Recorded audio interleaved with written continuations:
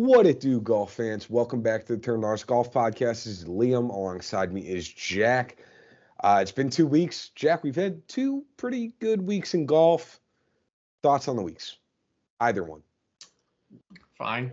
Yeah, I know. We got football still in major effect. Everybody's still, feeling the lulls. So that's coming to an end soon here. And then golf been mid-focus. You play, I think Amex is always hard because it's 3 courses and it's hard for coverage and watching. And then, 54-hole cut is not something I like. And by the end, it really doesn't matter.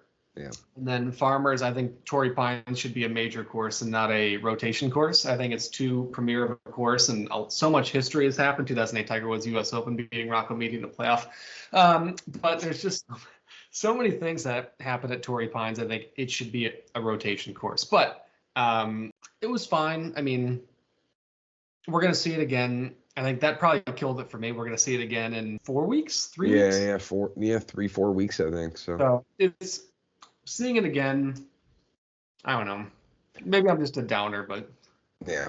Just to highlight, Sepp Straka, aka Giuseppe, won the Amex, and then Harris English obviously won Saturday, because they did a Saturday finish because of the way football fell at the Farmers. So those are the last two winners. Overall, it was there were some weird aspects to this past week. Obviously, the weather being a major factor at play. You're on the South Course. Good luck. They said the average for that 45 minutes before the delay, it was like trending toward 9 over par. It's like, oh my gosh. Yeah, the wind caused play to stop for basically a little over an hour and a half. During that time, it caused at least 10 withdrawals amongst the field, including Jack's favorite golfer, Nate Lashley, as well as Max Homa. Okay, the thing is about that's all crap. That withdrawal stuff was garbage. They guys were like 8 shots off the cut. No one that was inside the cut withdrew. Yeah. Well, no, which makes sense. Nobody would. But if you're like way outside the cut and you're forced to stop, you're like, all right, I'm already done. I might as well just go hang. You just got to do it. Yeah, might as well go hang out with the missus or something. So the cut was at +1, which is crazy. The cut would never be at +1 normally at an event like that. And then the winner was 8 under, and he shot over par on Sunday, which again would never, ever normally happen at that course. So just kind of a funky overall week when it comes to the Farmers. Oh, Harris English. Man, that guy's swing is good. Yeah. Harris English swing, you're just an idiot. I'll die on that hill. Yeah, Harris English does have a really good swing. I'm going to highlight both notable guys to miss the cut 2 weeks ago as well as this past week. So 2 weeks ago, we had Cam Young, Christian Bezuidenhout, Brian Harmon, Adam Svensson, Wyndham Clark, Adam Hadwin, Sungjae Im. Sungjae Im was a popular one because he finished top 25 6 straight weeks prior to all that. Tom Kim, Tony Finau, and Joel Damon, who I know is not a big name, but he is well known by people because of the documentary. This past week, big names that missed the cut. Matthew Pavon, Daniel Berger, Justin Rose, Tony Finau, and Ben Griffin, which I guess are big names in the case of the field. Obviously, we did not have a podcast last week, so some of the low price players that were all over from 2 weeks ago, we told people to pump the brakes on Cam Young. He missed the cut. We liked Carson. Thank you for catching that. I put in my notes, Cam Young, biggest fraud check ever, LOL, and then put what I say, top 41 instead of 41 or worse. So thank you for catching that. I was really pissed. I also was just not high on him, so I was like, I think he meant to say worse. Why would you put fraud check and then be like, all right, he's gonna kill it? Yeah. I figured. I was like, I don't know. I don't think he meant to do this, so we swapped it. We like Carson Young. He finished T29. I commented on Matt Kuchar. He's finished T43. I mean, you're not pissed. I think he was in the 6K price point. Frankie Sappin, who I commented on a couple weeks now, T12. He was still mid 6K price point at that point. And then Mark Hubbard at 7,300 finished T12 as well. So another nice Mark Hubbard finish. Love to see that. The only misses I saw, like big misses I saw from us 2 weeks ago, we liked Sung JM, who missed the cut. And then we weren't high on Keith Mitchell. At least I wasn't high on Keith Mitchell. Jack was. He finished T21, which yeah. I had a freaking wild card on him at top 20. What a scumbag. I love Keith Mitchell. Keith Mitchell's a dog. But I had him at top 40 at what, plus 160? Something like that? Yeah, plus 165. So it worked out well for him. I will highlight Jack. I assume you don't have any of your lineups because you were out that week. I have Christian's FanDuel as well. What's that? Awesome. I didn't even make a lineup. It was awesome. You didn't make a lineup because I think you were out that week. So I'll go through my DraftKings, Christian's FanDuel, my FanDuel. Jack can go through his bets. I'll go through my bets, and then we'll go winners, wildcards, on to Pebble Beach. So DraftKings lineup, I had Justin Thomas, who finished second, Max Grazerman, who finished T7, Harry Hall finished T21, Ben Griffin finished T7, Jackson Suber, who missed the cut, and then Frankie Sappin, who finished T12. That lineup won you a lot of money if you followed it. I think I 4x'd my money in single entries. So overall, pretty good week. Christian's FanDuel was actually better than my FanDuel. He had Nick Dunlap, who finished T34, Eric Cole, T68, Nick Taylor, T12, Justin Thomas, who I convinced him to swap to, when Xander withdrew. Second, Ben Griffin, who I also told him to go through to finish T7, and then Matt McCarty, who missed the cut. I had JT second, Sung Jae miscut, Ben Griffin T7, Bizwedenhout miscut, Mark Hubbard T12, and then I have Ben Griffin again here, who's T7. Okay, I probably had somebody else who finished around T7, and I swapped that out and just put Ben Griffin twice. But the point being, I had two guys miss the cut. Christian had one, so he overall had the better FanDuel lineup. Jack, you had what, 12 bets? I think I ended up having. Ladies and gentlemen, the king is back. Champ is here, ladies and gentlemen. We're up 5.26 units on the week. Keith Mitchell, top 40, plus 165. Tom Hoagie and Ben Griffin each making the cut. Cam Young sucking. Will Zalatoris dominating. Sepp Straka and Lee Hodges both in the top 40 mark. And you're welcome on Tom Kim for missing the cut. That was at plus 250. So we went up 5.26 units. And prior to last week, we were in the negative by 0.73. If you stay around for 2 more minutes, you'll realize we are in the green. But wild card was also Keith Mitchell, top 20 at plus 333 on the odds, and he finished 21. So unfortunate, but we killed it. There you go. For my bets, I went 3 for 5. My misses were Sung Jae Im as the top Korean, and then Sung Jae over Patrick Cantlay.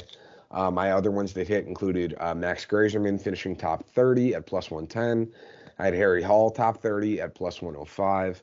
And I had Ben Griffin top 40 at minus 105. So those 3 hit. I went up 1.1 units on the week. So now I'm up 10.54 units on the year, which isn't bad. I think we're like 10 weeks into the year, maybe 11 total weeks into the year. So are we? Oh, feels close. It feels close. I think depending on whether you put in like the President's Cup and like the Hero and like some of these like more, as long as you don't count that garbage league TGL, you're fine. I mean, Grant Thornton, like it's an event. I would say the season starts at the Sony. Well, that's true. Yeah, that's Hero of Tigers playing, but otherwise, I know how you roll. My wild card was a bit of a crazy play. I took Jesper Svensson over Henrik Norlander, Vincent Norman, Christopher Ventura, and Tom Whiting at plus 200. He lost, so he missed the cut. And then Jack, we'll quickly do winners here. How'd your winners do last week or 2 weeks ago? Miscut, T29, and Burnsy and Keith Mitchell at 21. I picked Sepp Straka the week before. So much like, I don't know if anybody here is an OG fan, but the first season we ever did this, there was a time where I picked 8 winners the week before. So I picked like Keith Mitchell, and then he would suck, and then the next week he'd win. It was like 8 times. So I think the last like 3 or 4 weeks of that stretch too, I would just start tailing your picks the following week, like, and make them bets, and they would work out perfectly every time. It was hilarious. By the way, I've been drinking out of this water bottle for like 3 times. I'm 98% sure there's booze in here because every time I drink it, it tastes off. Oh my gosh. So weird. All right, Jack's going through it over there. Just to highlight, Christian did pick two winners 2 weeks ago. He was on. He took Sung J M, similarly to Jack, who missed the cut. And then he also liked the idea of trying to go Nick Dunlap back to back, who finished T34. That was more of a favor play, but again, T34 is not the worst finish of all time there. Shout out, Big O. Yeah, there you go, Big O. For my winners picks 2 weeks ago, I went kind of nuclear. It was pretty good week of winners picks for me. I had Justin Thomas, who finished second. I also took Max Grazerman, who finished T7. I also took Ben Griffin, who also finished T7. So overall, 3 picks all in the top 7. Pretty good in a full field event. So we'll take it, especially with a 54-hole cut. So pretty good week, all things considered. For the farmers, I did not have anything because, again, I was traveling. I was actually in Europe for the entire week. So I just got back. But Jack has another 10 or so bets, plus winners, plus a couple wild cards. So how'd they do? I had time on my hands, and I won up 0.78 units or whatever it says. So I'm in the unit, or I'm positive. On the math, 0.003 units. So you do the math on that. But JJ Spawn made the cut. Ben Griffin didn't. Kevin Yu didn't. Hideki top 30 didn't. Max Homo top 40 missed. But I had Thomas Dietrich making the cut. Michael Thorbjornsen beating Austin Eckert, who is just absolutely trash at Torrey Pines. And I had 2 bets, Jason Day and Matthew Pavon on the live bet that also smacked, thank the Lord. I had Hideki top 10 as a wild card, which sucked. And I had Andrew Podguy, I don't know how to pronounce his last name, and that's a first for me. The 20-year-old kid that's a monster. Top 20 at plus 850 was a smack. And Leo and I were just talking about this. I was watching his range session, and he's striping the frickin' ball. And I go, you don't need a putt here. You're golden. And he sucked with the putter, but he was awesome. My winners, I did have Ludwig Aubert, which before he caught the flu, I was on cloud 9. I had Jason Day, who started really hot and then faded as well. And I had Taylor Montgomery because I figured in a course that it really doesn't matter if you can putt. If you can putt, give it a whirl. Safe to say Taylor Montgomery, I'm pretty sure, should go play baseball. It was so bad. It was dumb. But right now we are positive 0.003 units on the year, which is all that matters. We get to go to Pebble Beach, the second most scenic course in the entire human world. If you guys remember, I think like 3 or 4 weeks ago, I was like, hey, just remember the Jackson in negatives now and give it like a month and he'll be back in positives. And here we are. So he's back in the positives. He's going to be fine. And everybody take a deep breath because he's probably going to rattle off a pretty good couple weeks here now that he's getting into all these events he likes. So, yeah. All right, we're going to the AT&T Pebble Beach. Please note, by the way, this episode, I'm going to try my best to keep it as non-cutty as possible. I will probably have a coughing fit at some point or another, and that will likely show at somewhere in the cut video that I will miss a cough or two. So I apologize in advance for that. But we are at AT&T Pebble Beach. It's an elevated event this week, meaning there's no cut. There's only about 80 golfers in the field. Jack can quote if I'm off by a couple. Is it 80? Mm-hmm. There we go. This event used to be a 3-course rotation with the Pro-Am, but is now adjusted to just Pebble Beach and Spyglass Hill. Pebble Beach is still the host course, so that's where a lot of the data and attention will end up still being at. 2 major things to kind of note about Pebble Beach. It's a par 72, but it's under 7,000 yards, making it extremely short on the PGA Tour standards. Yeah, asterisks on that. It does have some of the smallest greens seen each calendar year on the PGA Tour. With this, you'll notice that on many holes, golfers will actually not pull out driver. They'll likely be pulling out a 3-wood or less and just trying to hit the ball about 275 yards or so. There's 2 holes of perfect example of this that I can go to. The first hole, the average driving distance last year was 227 yards. And then the 8th hole is the one where, if you remember and you've watched golf for a couple years. I can already tell you what it is, and you don't have to say it.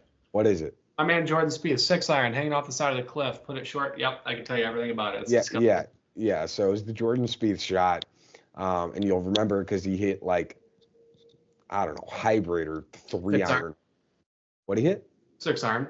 He hit 6-iron off the tee and still almost went in? Oh, off the tee, I don't remember, but 6-iron in a second shot. Oh, I was reading it again this morning that said he took like a 3-iron off the tee and still almost hit it in the stuff. So again, the point being is that you will not be taking driver on most holes in this course. There are probably 3 or 4 holes where you'll likely take it, and that's probably it.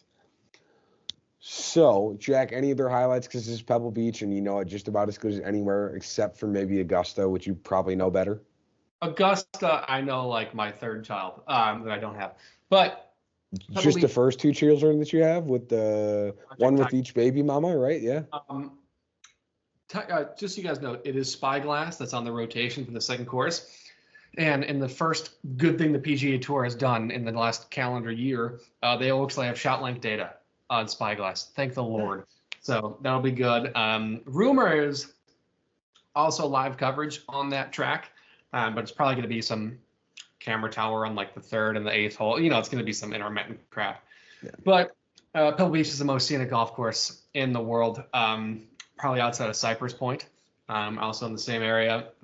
It's just majestic. It's one of those courses that probably like Sony, even if you don't really care for golf, you turn it on and you're just like, this is just mind blowing. And, I'm going to take my golf winnings one of these years and play that whole trail and cry my eyes out. And if you're a real golfer, you understand that. But no, I mean, it's all about approach play.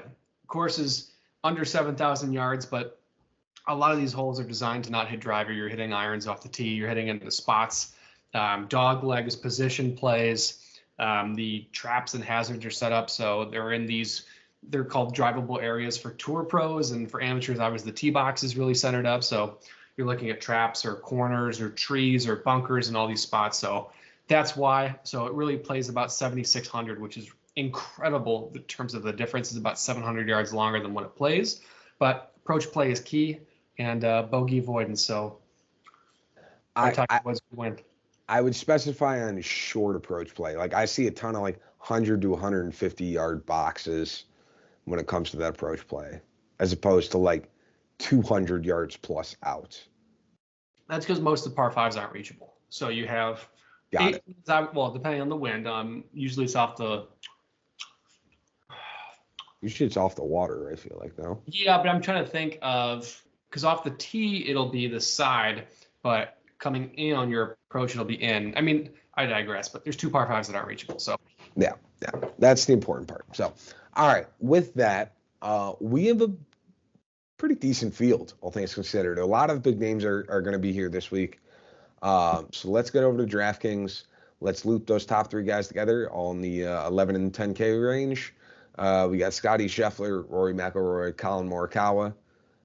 Jack, why you got thumbs down for Scotty? Who you like in this range? Scotty Scheffler is going to suck. He's going to finish 26th place. He's going to call it a day. Scotty Scheffler hasn't, literally in an interview, I have it written down somewhere. I don't know where my notebook is. He's like, I haven't touched a club since I cut my hand on ravioli. What a dumb quote, number one. I love Scotty Scheffler. He's a dog. But you haven't touched a club, and you're going into Pebble Beach, where it's all approach play. You're having surgery. I mean, granted, I'm sure he's hit shots. I'm not saying that, but like, no, not your first tournament in, smallest greens in the world. You're probably still, it's mental. If anyone's ever had an injury, ever, I don't care if you stubbed your pinky toe, like next time you walk past the island, you're gonna like in your head go, oh, let me watch out for that. Gripping a club is no different. Pressure, for all you non-golf degenerates like me, pressure point from your thumb to your fingers changes ball flight, changes position, changes the spin rate, changes everything about the club. And he's going to be thinking about that on every single shot. 11,900 for this guy is egregious on his first start of the year, coming off surgery. And if you watch the film of him coming back and doing recovery, he looks so unathletic, it's ridiculous. And that's coming from a guy who's, hold on. He is one of the most pliable human beings ever. But his recovery, I watched it for like an hour, and I was like blown away. He looked so unathletic. So he is going to finish 26th place. Quote me right now. He always looks unathletic. Do you see the way his feet move in his swing? Come on. That is arguably more athletic. Well, maybe. Again, just to highlight, this is his first event back since the Hero in December. His hand was injured, which is what Jack was talking about. Please note that he's been doing hand and grip exercises for the last 3 to 4 weeks. Yeah, in the bar stretch. See that on the yeah, that's ridiculous. That doesn't do anything. Stretch your hips normally. He finished T6 here. He finished T6 here last year. He's a fine option. Jack is trash talking it. He's gonna $1,200 more. He's gonna be way better than Rory this week. Yes. Nope. I saw your bet, Jack. I think he's gonna beat Rory. Nope. Okay. Do you want to get into Rory or no? Yeah. All right. What do you want to say about it? Sad. My notebook is right here. That I couldn't find 3 seconds ago. I think I'm on meth. It's okay. Just kidding. Scotty, for the record, has played Pebble Beach twice, T6, in an event that finished in 3 rounds, which is not really you were going to talk about Wyndham Clark. It's not his fault, but you're going to put tricks on Wyndham Clark, rightfully so. It's a whole other thing. I mean, Gooch wasn't in the field, so there's an asterisk on it. But true. Yeah, absolutely. Played this event so many times. It's ridiculous. T9 in the U.S. Open here at Pebble Beach. He has an average of plus 2.75 strokes gained total. And since the Tour Championship, like this season specifically, he has an average placement of 6.2 with finishes of 2, 2, 25, 3, 1, and 4. This guy is a monster. Now, let me tell you, this season, I think Rory knows it's go. And this is an event that he's going to go at and he's going to target. He has the ability to loft the ball higher than anyone I've ever seen not named Tiger Woods. This guy is a monster in the approach play. You can testify to this. His putter has looked so much better in the last 8 months than the last 3 years combined. So if you're telling me that you have a guy that approach play, the loft is how you actually maintain these greens and hold them, this guy's going to dominate. He's going to be so good. But Colin Morikawa is also in this range, and I say he's the second best iron player I've ever seen in my life. So, but most importantly, don't buy Scotty. He's going to finish 26th. All right, so let's highlight Rory. Just to highlight, by the way, he does have TGL League on Tuesday, which is going to be the 28th, which is probably when this podcast is coming out, like late on the 27th. So he's not even going to make his way down to Pebble until likely it's like a third of the field. What's up? Like a third of the field almost is doing TGL. Again, third of the field doesn't cost $10,700 and is the second highest priced golfer. So he will likely not make his way down to Pebble until late Tuesday night, early Wednesday morning. Doesn't give him a ton of time to shift his focus, kind of lock in. I think it could cause a slight effect on him this week. I think he's going to end up being all right, but there's also one other thing to note. When it comes to Rory, his biggest strength has always been off the tee, like beating people basically with his driver, like with distance, just outplaying them with driving distance. And one of the biggest highlights I did when I started the entire event was that you don't need to hit driver here.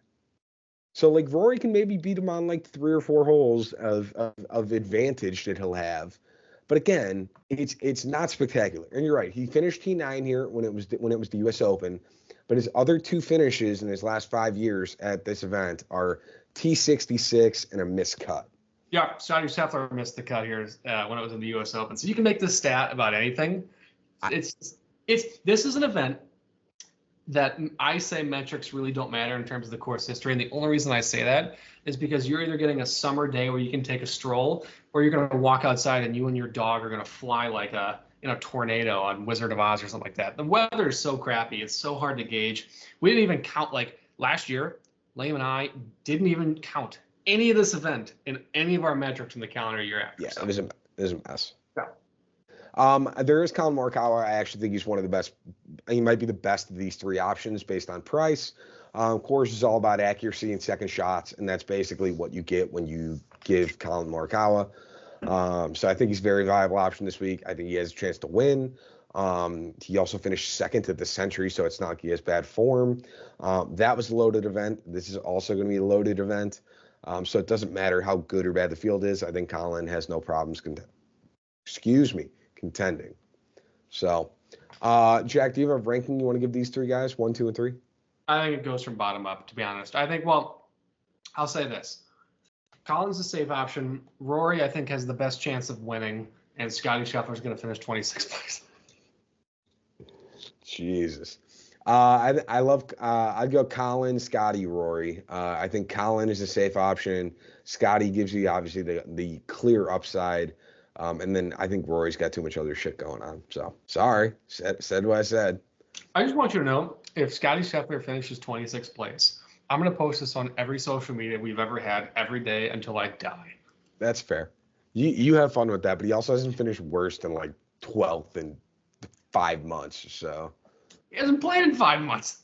He played the Tour Championship. It's a 50-person field. It's already. Oh, that's true. That's right. I forgot he didn't really play much of 6 months, whatever. That's why all these elevated events are garbage. True. All right, into the 9K range we go. We got Ludwig Gobert at 9,900, all the way down to Sung J M at 9,000. Who you like in this range, Jack? There's like, what, 6 or 7 guys? Are you kidding me? I would take everybody in this range over the 10K range and 11K range every single day. Ludwig Gobert is probably going to win this event. Ludwig Gobert finished runner-up last year in this event, and excluding basically projectile vomit out of both orifices, both holes in his body. That guy was winning, clearly. This guy's got the smoothest swing. He's accurate from tee to green. There's not really a weakness. Guy's a monster in that price, especially in DFS rankings, is incredible. Justin Thomas, I think, is back. Justin Thomas is a monster. You look at his track here at Pebble Beach, it's incredible, especially at these major locations. He's always dominated and played well above, average. I think he's looked really good. I think Justin Thomas is going to go down as the most underrated and underappreciated wedge player of all time. And a lot of these holes where he's able to hit those drives and hit those shape shots, he's going to be in a lot of wedges, and I think he can capitalize on that. And last but not least, Patrick Cantlay. I think he has a good chance of winning. This guy is so underlooked. He's so underappreciated. He has been, if you open up his OWGR profiles, DraftKings profiles, everything, take a look at his last 15 starts. We all crap on Patrick Cantlay from slow play or no, he's not really living up to expectations. Guy's average finish in the last calendar 6 months is 11. He's a monster. He is incredible. And he is such a good Poa Nua putter that I think is really being overlooked. I think Patrick Cantlay has an incredible shot to win, and he has an average finishing placement. Wow, I didn't even calculate that. But since 2017, his worst finish at Pebble Beach was 35, and outside of that, his worst finish is 21. So he's a monster, and I think he has a legit chance of winning this. The issue with Cantlay is he'll be in contention come end of day Saturday, but is he going to shoot himself out of contention on Sunday like usual? Because he did that all last year, where he was top 5 going into Sunday, and then shot 3 over, and ended up finishing T15 or so, or T11 like you were saying. Yeah. Why we gamble, brother. So I'm not excited about that though in an 80-person field. I want somebody who's going to finish. All right, I'll start with Gobert. I played this event last year, finished runner-up, but according to himself and Jack, he was actively vomiting the final 2 rounds of the Farmers this past week. I'm a little worried about how healthy he is. I'm not saying I'm against him, but the fact that he's actively said he's not feeling well, and he was leading the field, and as far as the event goes, while not gaining on strokes gained putting, is a very interesting aspect to deal with. He was really crapping his pants while he was reading green. It was you listen. If you listen to his interview and you read between the lines, that guy was stopping and just throwing up in every bush he physically could find. That guy's a monster. I know. I just worry that he's not going to be 100% coming back this week. So I'm not totally off him, but just understand there's inherent risk by basically having anything involving Ludwig Gobert in a lineup or bet. Justin Thomas, he's going to be just super popular this week. And honestly, it's warranted. He had a T6 here last year, and he's coming in great form. He's gained on approach in 8 straight starts and has gained with the putter in each of the last 3. He looked to be hitting kind of a longer driver this past week, which is interesting. So we'll see what that means, considering he doesn't really need that here. I'm kind of curious how he'll play with that iron, wood play off the tee, less than driver, because that was always kind of the big question with JT. Then we go to Hideki. who's quietly been like one of the best players on tour the first few weeks. He won at the Century. He backed it up with a T16 at Sony, where he also looked good, and then at a T32 at Farmers, where he honestly played kind of ass in the final round, and shot himself out of like a top 10 to top 15 opportunity. Since the Century, though, Hideki is the third best player in the field based on strokes gained total. Bear in mind, Hold on. And he's healthy. and he is healthy, yes. Finally. Good for him. Bear in mind that that statistic is kind of cherry picked because it discludes like Rory and Scotty because they haven't really played on PGA Tour. Anybody that's played anything but the hero. Yeah, pretty much. So it's cherry picked, but as the guys that have actually been playing, Hideki's one of the best ones in the field. I will mention Tommy Fleetwood as well, because you might see that and be like, wow, we haven't seen Tommy Fleetwood in ages. But he's been playing on the European Tour. He's actually played in like 7 events on the European Tour. And in all 7 events, he hasn't finished worse than T21. And outside of losing with the putter, I think twice, he also hasn't lost on any strokes gained categories in any of those events otherwise, outside of, again, with that putter twice. So I think he's a viable option at 9,100. But I still like JT and Hideki probably more. So try and get them in your lineup. Do you have a favorite in this grouping, Jack? Anybody? I kind of listed my 3.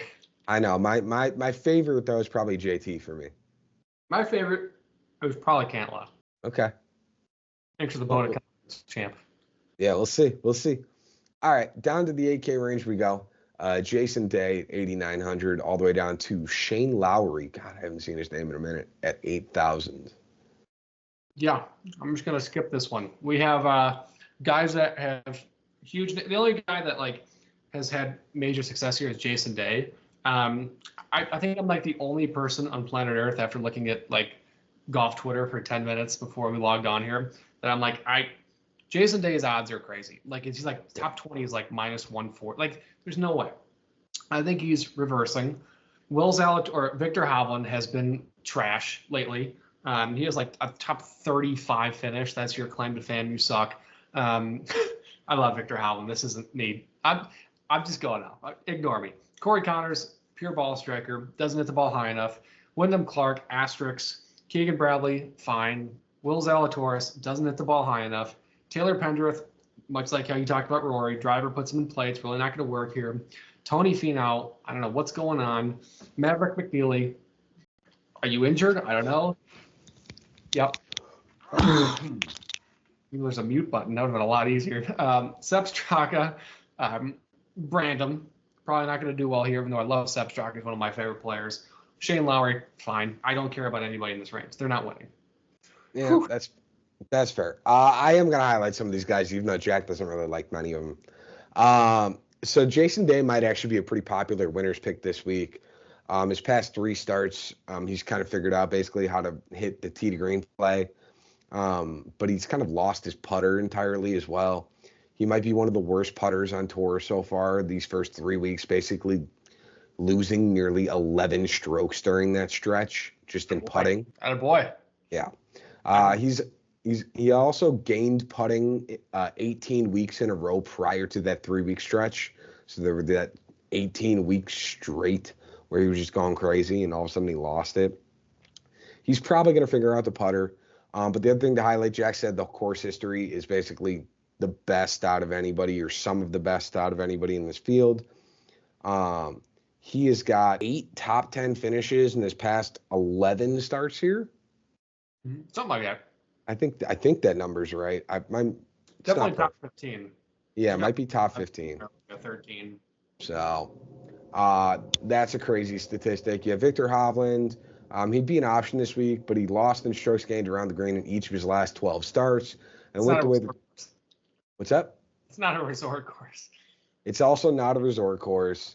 And the way the course lays out, he basically needs to figure out that like how to hit the around the green shots, because that's part of what the approach play is going to be. These like 50, 60, 70 yard chip shots, that's included in around the green. So he's going to have to figure those out.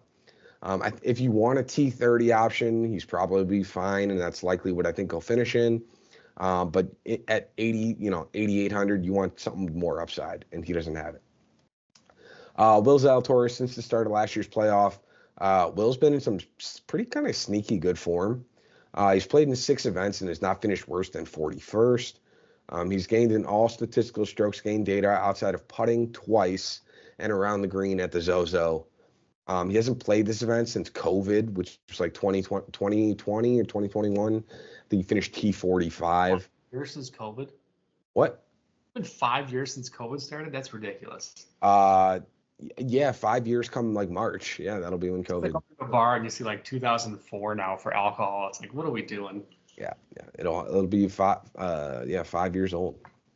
So yeah, that's one thing to note on Will Zalatoris. He's just solid option this week. There's just not a ton of data on it. There is Maverick McNeely. Is he in this range, right? Yeah. 8,100. He's coming off some random withdrawals, and I just don't like it.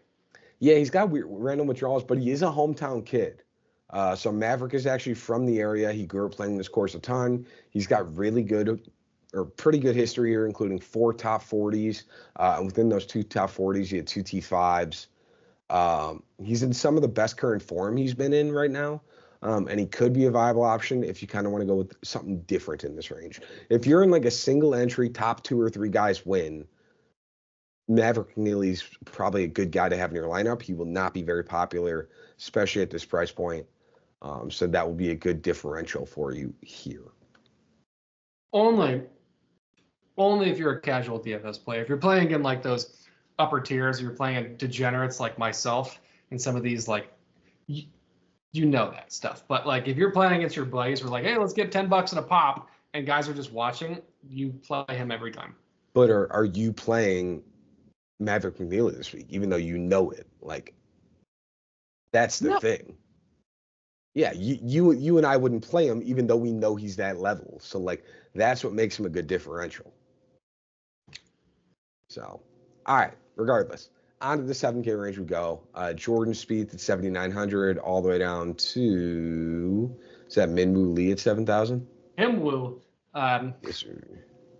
Jordan Spieth comeback. I talked about at the beginning of this year. I have a sleeper on him to win the Masters, and I really believe that. Yes, he's obviously coming off an injury and coming off back-to-back seasons where it's been really disappointing. He chased distance, and the reality is 98% of players that chase distance have struggled. And you listen to the interviews that Justin Thomas had where he goes, after I stopped doing that, my irons got better, my wedges got better, and we're seeing that come through. Jason Day, he stopped doing that. He came back, and now he's playing arguably best he's ever played since like 2016, best he's played in a decade. Jordan Spieth is now the same. I was watching and listening to Jordan Spieth and his coaches because I'm a degenerate and a loser, and I was really just analyzing. You said it, not me. Yeah, no, I'm okay with that. Everybody's got a stick, and mine's golf. I love it. This is a spot. If you're talking about Jordan Spieth as a whole, granted, last 2 years is rough. Driver middle of the fairway, ball in the middle of the green, and a higher than average putting percentage. That's Jordan Spieth in a nutshell, and you put your money on him 9 times out of 10. Jordan Spieth at 7,900 has like the 6th best, like in Pebble Beach history, course history. Like it's ridiculous the history that he has. And at 7,900, elevated event, 80 players, no cut. You're getting 4 rounds out of him, and you're not at a course that's going to play at 8,000 yards on average. This guy's, I think, a really good target. And I think to the same point that you had said about Maverick McNeely, I think Jordan Spieth can be one of those big targets. On the contrary of that, Russell Henley. Russell Henley is a monster. Russell Henley is, for the last like 3 years, could have been in contention for player of the year if wins didn't matter. He is so consistent. Like if you take a look at his stats, I don't have it pulled up right now, but his like last 3 starts are like 11, 15, 16. It's something like that. He's so good, but he blows at Pebble Beach. So you're going to look at him and you're going to see his stats, and you're going to see Russell Henley at 7,900 and be like, oh my gosh, I have to lock him in. Don't. You know, you do have to lock in is Bo Hostler because he's winning this event at 7,600. Big Bo, he's got 7 starts this year. His average finishing placement is 19.8. His last 2 starts at the Amex and the Farmers, he had a 30, not just, listen to this, 30% accuracy clip better than his entire career in the last 2 events. Not like 3, 30. That's stupid. And his last starts at Pebble Beach have been 14, 11, and 3. And now this, especially transitioning into the limited field, he is going to dominate. His only statistical loss in 2024 at Pebble Beach was he lost 0.69 shots off the tee. He's only done this twice in his career or worse. So if you're taking a look at those measurements, and that's including missed cuts, that's including outside of Texas where he dominates, this guy is a monster. He's actually has a career above average putting percentage, not only here, but Poa Anua greens at 7,600. You have your future leader, Bo Hostler. Ladies and gentlemen, you're welcome. All right, there you go. On my end, I'll start. I like Jordan Spieth as well. Jack highlighted a lot of it. He had surgery in August. There's going to be some inherent risk. I understand if you don't want to go to him because this is his first event coming off of the injury. But bear in mind, if he has any amount of good form this week, he will probably be priced at like $9K come next week.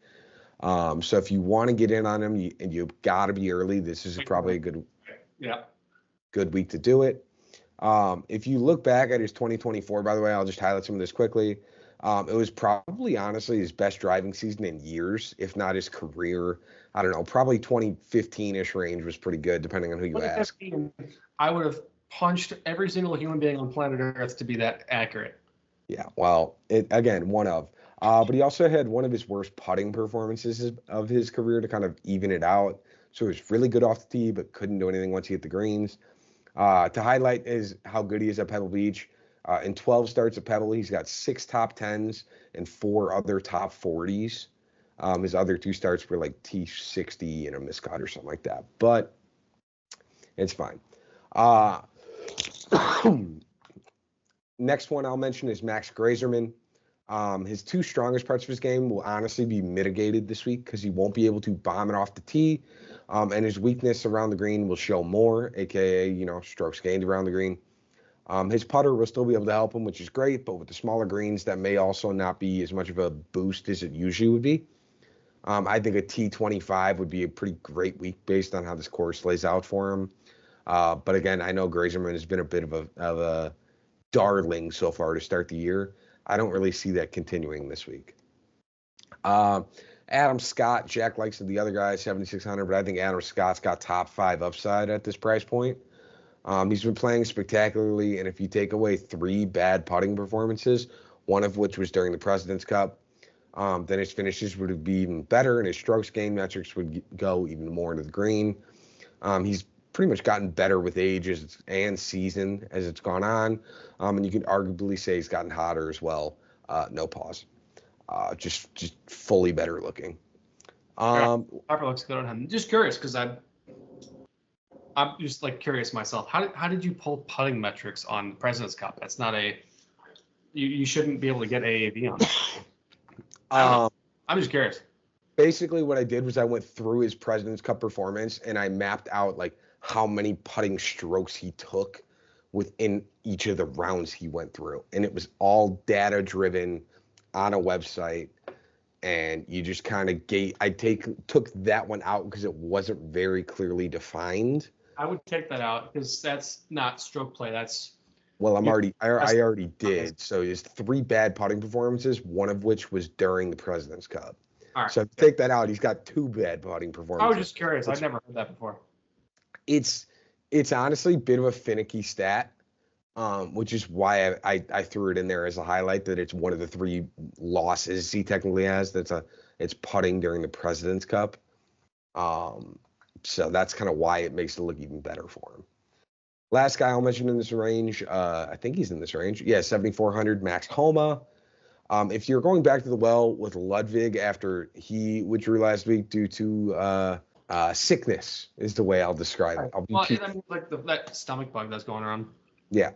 But if you go back to Ludwig this week, you probably have to do the same with Max, just based on the withdrawals and everything else. Yeah. Max Homa was 64 over. Doesn't matter. It's the same concept. So prior to last week, he was on a great stretch with everything but the putter, and that basically continued. He had a small approach loss in 0.43, but it's fine. He said he had an illness, and I guess you have to take his word for it. especially considering he had three T15 finishes here in his last 4 starts. I will mention as well, 7,300, we have Harry Hall. I'm going to throw a quick reminder that he's basically known for being short off the tee and then having an elite short game and an elite putter. He also hasn't finished outside of T35 since August of 2024. So Harry Hall, 7,300.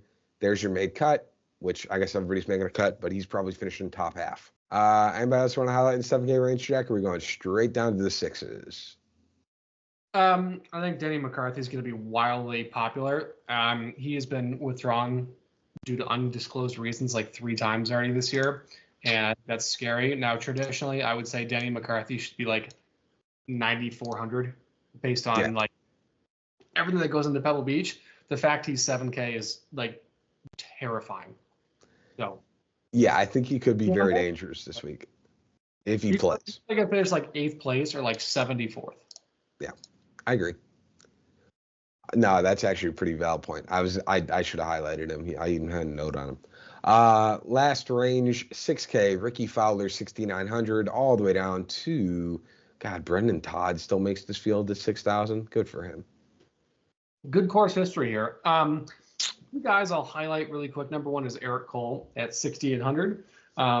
He has 2 starts here at Pebble Beach, T14 and T15. His odds dropped so crazy. He was in that stretch of 20 golfers that were on the South Course and just got, I don't want to use an inappropriate word, but tortured. Decimated by that weather. And he just dropped so hard. Stroke gain total at Pebble Beach, he has an average of plus 3.5. I don't think people understand at home how disgusting and how crazy, like that Bo Hostler stat where he was 300 or 30%, whatever the heck it was, 30%.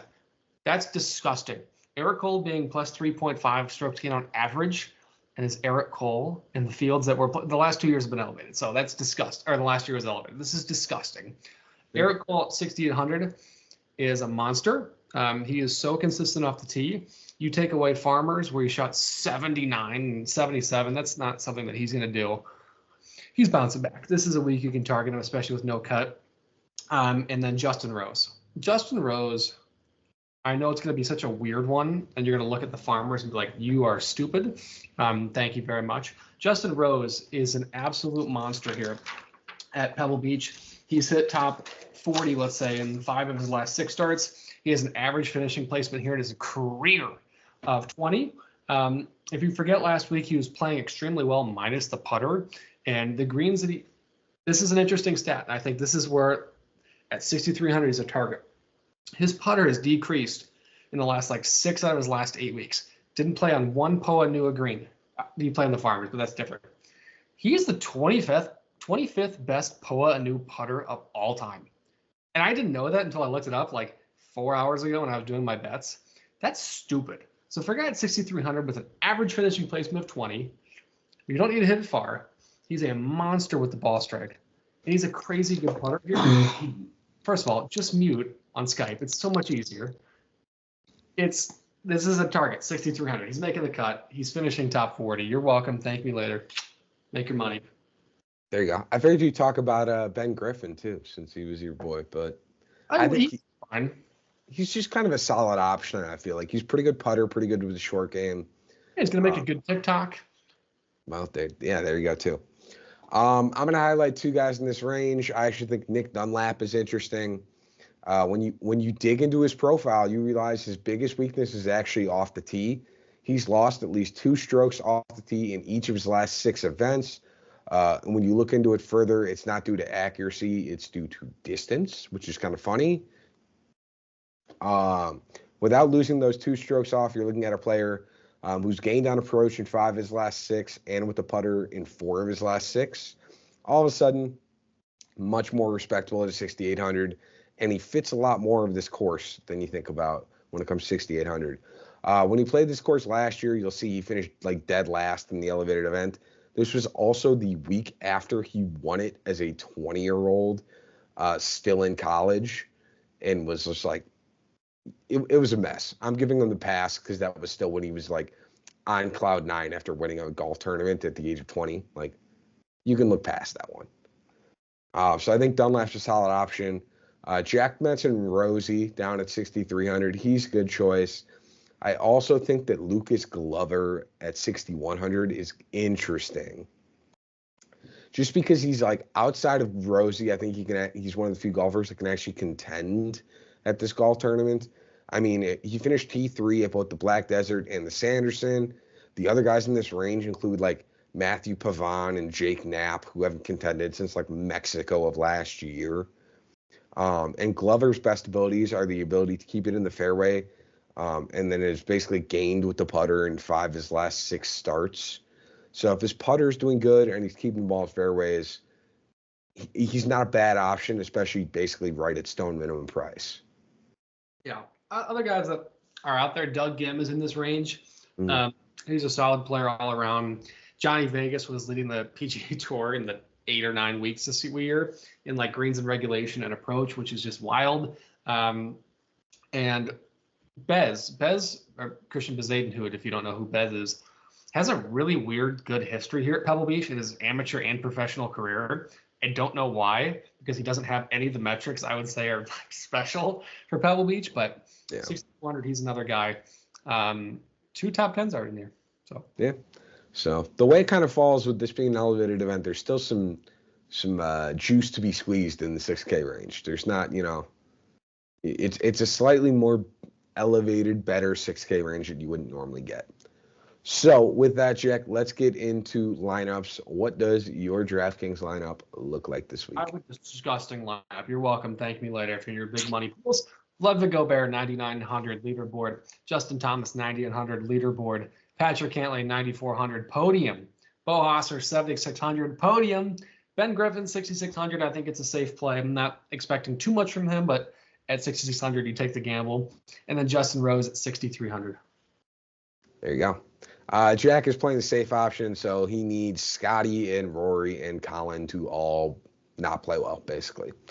For my DraftKings lineup, I'm going Colin Morikawa, 10,200. Hideki Matsuyama, 9,600. Will Zalatoris, 8,400. Jordan Spieth, 7,900. Harry Hall, 7,300.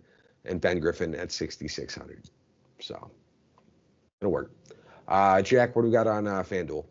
Well, it's 4 of the same people. Justin Thomas, 11,900. Ludwig at 11,500. Cantlay at 11,200. Bo at 9,300. I do have Minwoo Lee at 8,500. I think ball striking wise, he's one of the best players, even though he has penetrating. I just talked for the last half hour on how high ball players or how high striking players dominate here. I'm taking a gamble because he's really good. And then I have Doug Gim at 7,500. He's just a really, really pure player. Some of those pure players like Doug Gim, for whatever reason, he's going to finish top 70 in like 3 of the 4 majors every single year. And because of that, he doesn't have a strength, but he doesn't have a weakness. So just randomly in some of these events, he's going to pop off. And at 7,500 at a major caliber course, I'm taking that gamble. It's fair. For my FanDuel, I am actually going with a guy who's $100 cheaper than Justin Thomas, Colin Morikawa at 11,800, Hideki Matsuyama at 11,100, Jason Day at 10,400, Jordan Spieth at 9,100, Ben Griffin at 8,700, and then I'm risking Denny McCarthy at 8,600. If he withdraws, I'm going to keep basically close tabs on that for FanDuel, and I might swap over to somebody who's 86, 8,500. So keep that in mind. But I think I'm right. I might have 87, so I might have $100 left over. So I'll look and see what makes sense. But that Denny is subject to change there, so keep that in mind. All right, bets. How many you got this week? 6? Yeah, 6. And only 2 of them are in the minuses because that's what I get hounded on. You all losers. Sorry for making you money over the last 2 years. Apologies, everyone. I'll start with the 2 minuses. Justin Rose, top 40 at -115. I already talked about his amazing stats. Great putter, average finishing placement of 20 in his career. He set top 40 in 5 out of 6 appearances, or his last 6 appearances here. Guy's a monster. He should hit this, especially with you guys have seen the bottom 15 players in the field. They're not great. I mean, they're good, but they don't fit this model at all. So I envision there being a lot of ties. And I think he can hit that. And I also have Eric Cole, top 40 at -155. I did touch on him a little bit. He's just strokes gained total at Pebble Beach is just ridiculous, including an average of 3.5, and that includes last year when everyone sucked, except for Wyndham Clark, who shot like 60.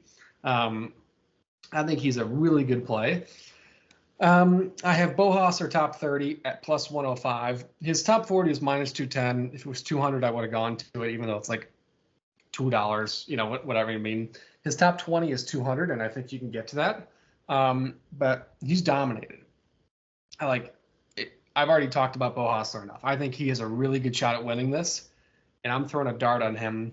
Plus money at top 30. That's you have to beat 50 players, and the reality with the ties at this event that there usually are, that's beating 45. So there's that. Patrick Cantlay top 20 is plus 130.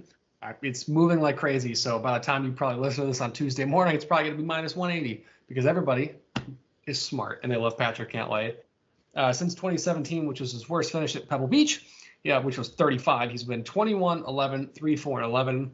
He's hit top 20 in 8 out of his last 9 events, with 25 being his only miss, and that putter's going to dominate. So you're welcome, ladies and gentlemen.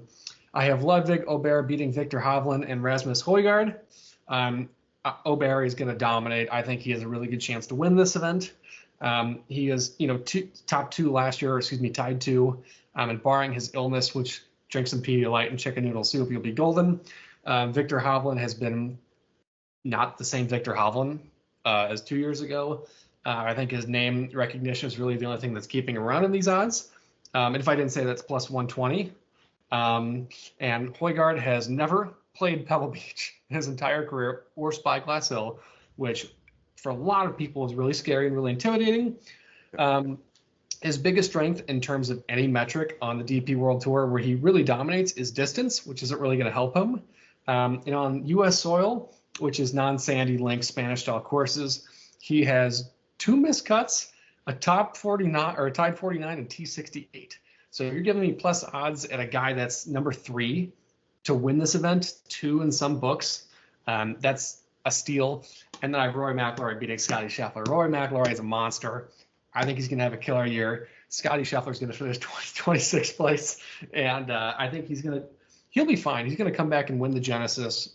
Quote me now, but I just don't see Scotty Scheffler being the Scotty Scheffler for at least one event while he figures some things out. That's just the reality of it. But I'll say, Scotty Scheffler, there's a 40% chance he comes out and finishes 3rd place. I'm not trying to say Scotty Scheffler is going to be bad. DFS, he was $1,200 more than Rory and $2,000 over the guy that you said is number 1 in Colin. And then odds-wise, he is coming off an injury to his hand. That's crazy. A hand injury between number 1 and number 3 in the world. That's odds you have to take. Yeah, we'll see. My first bet, Jack's not going to like. I have Rory McIlroy finishing 13th or worse. That's fine because Scotty Scheffler is going to finish 20th. Well, just be advised that, again, I'd say you and I could both still win our bets there, but I think Rory's finishing 13th or worse. Odds minus 120. My second bet is Tommy Fleetwood over Victor Hovland at minus 120. That feels very cheaty, very safe, which I don't like because it feels almost too safe. It feels like it's too obvious. It's going to somehow. Victor Hovland 59 on Thursday. It's coming. Yeah, Hovland's about to break the course record, of course. I have Jason Day over Sam Burns at plus 100, which seems weird. I'm getting plus odds on that, but I'll take it. And then I have Jordan Spieth over Wyndham Clark at plus 110. That one is probably a little more, but I don't think Wyndham Clark is backing it up by going back to back. So those are my 4. No. I have 5 wild cards. Go through them quick. I will. These are all guys that I think have contention to win. All of them are top 5, so I'll make it easy. JT, plus 350. Ludwig, plus 350. Cantlay, plus 375. Hassler, plus 1,200. And Rose, plus 2,500. I mean, I split. I do a percentage of a unit on all my wild cards. I split that again for each of them. But you're telling me one of these guys isn't finishing top 5? No way. There you go. For my wild card, I have Hideki Matsuyama top 10 at plus 250. I mean, we talked about Hideki. We don't really need to get into it, but I think that's a solid option. If he plays, he's got a chance for it. So, biggest issue is that he might withdraw, but that's always a Hideki issue. Well, we'll see. What do you got for winners? Patrick Allen. Shocker. I think he's got a really good chance to win. And on average, you're looking at in the books of about 19 to 1. 19 to 1 is crazy, if you ask me, for how good he's been on this course and how consistent he's been. It should probably be around 14 to 1 if you're taking a look at, increase of 500 on the odds for a guy like that. I think it's a play. I also have Bo Hostler, who I've talked about. I think he genuinely has outside of being Texas, this is probably an event that he plays the best at. And then I have Justin Rose. I think this is just a weird spot for Justin Rose. And I think he's looked really good all around. And I don't see him contending as much as a lot of these other tracks, but Pebble Beach, he seems to have a little bit of a gem at. You probably can play him a little bit at the Masters, but for now, I think Pebble Beach is probably his best stop. Yeah, if we're looking at who's going to win at the end of the day Saturday, I love Cantlay as a winner's pick, but we'll see what happens Sunday. So my winner's picks, I'm going Colin Morikawa, Jason Day, and Maverick McNeely. I feel like I've highlighted all of them a ton, so I won't dig into them too much more. All right, with that, I am going to go take some cough medicine and feel better and try and rest up for the fun week that is the AT&T Pebble Beach. There's no football on this week, so it's just golf. It's going to be a good problem. So we got this and then there's UFC, which you guys should all be, turning on, obviously. But what's most important is Bachelor Season 25 is starting. Sure, it starts in an hour, I think, right? No, 2 hours? Whatever it is. I think it's 6:30. Is it 6:30? God, they keep pushing that thing forward. So, all right. Well, if you're like us, you'll probably figure out some way to bet on it. So, Oh, I'm in a betting pool. That's the only reason I'm watching it. This is that. I'm in a betting pool for it. I'm calling 1-800-GAMBLER the second I finish this.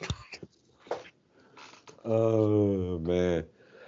All right. With that, enjoy golf this week. Enjoy The Bachelor on Monday night. Or I hope you enjoyed The Bachelor Monday night. If you saw it, I'm sure it's going out probably right in the middle of it.